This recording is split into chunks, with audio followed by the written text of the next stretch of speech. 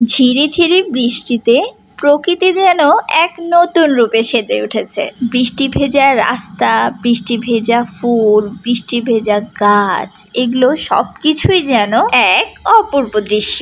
হে everyone, আসসালামু আলাইকুম, welcome back to my another blog. আশা করছি আজকের দিনটাতে আপনারা সবাই আল্লাহর রহমতে ভালো আছেন। আমি তো এই বৃষ্টি পড়া মুহূর্ততেই বেরিয়ে পড়েছি প্রাইভেট পড়তে যাওয়ার উদ্দেশ্যে।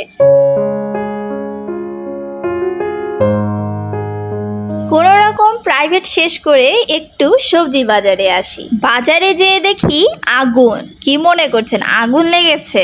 নো, সবজির এত দাম যে বাজার আগুন। একটু হাঁটাহাঁটি করে সবজিগুলো ভালো মতো দেখবো, নিব কি এই লালু শেরু মুকো টাইপস ব্ল্যাকি জ্যাকির মতো আগে পিছে ঘোরাঘুরি করছে।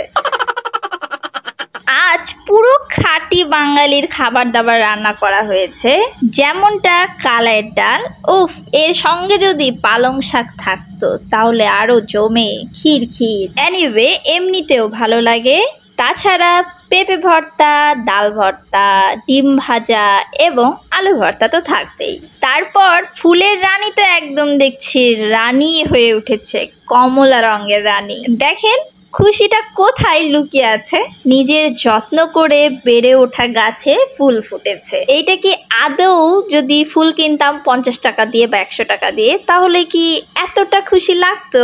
জীবনেও না। তাছাড়া এই টাওয়ারে অনেক পাখি বসেছিল, যে দৃশ্যটাও দেখতে অপরূপ। ও, বলাই তো হয়নি, বিকেলে একটু ঘুরতে বের হয়েছি, এইটুকুই আর কি। খালি যে বাইরে কাজের জন্য বের হব তা কি হয়? একটু বিনোদনেরও তো প্রয়োজন আছে, তাই না? ওই দিকটা দিয়ে একটু চলে আসি শ্বশুর বাড়িতে। আম্মারা তো কেউ জানেই না যে আমরা যাব। দুম করে যে একটা সারপ্রাইজ দিয়ে দিয়েছি। আম্মা দেখছি অনেকগুলো ছোলা ভেজে রেখেছে, বা বুট ভাজা যেটাই বলি না কেন, আর সেটাই এখন স্পাইসি করে মাখিয়ে নেওয়া হচ্ছে। সরিষার তেল আছে, মরিচ গুঁড়ো, লবণ, এগুলো দিয়ে আর কি। এটা আমি বিশেষ করে কখন খাই জানেন? যখন আমি ট্রেন জার্নি করি বা বাস জার্নি করি, তখনই আমি টুক করে এটা কিনে নিয়ে খেতে লাগি। আর হ্যাঁ, নদীর ধার তো বাদ দেওয়া যাবে না, সেখানে তো মাস্ট বি চলবেই, সঙ্গে আবার বাদামও।